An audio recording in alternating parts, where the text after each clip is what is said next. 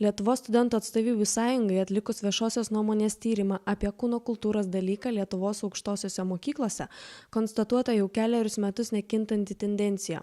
Kūno kultūros dalykas turi būti vertinamas įskaita, tiesiogiai neįtakojančia pažangumo vertinimo. Tokią nuomonę išsakė 77% apklaustųjų.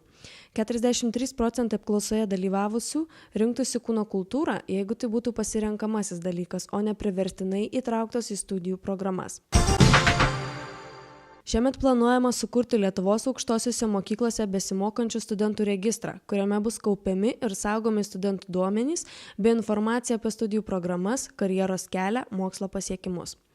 Anot Švietimo ir mokslo ministerijos, studentų registras į elektroninę erdvę padės perkelti daugelį operacijų susijusių su socialinių stipendijų skirimu, paskolų administravimu, studijų krepšelių persinešimu į kitas programas.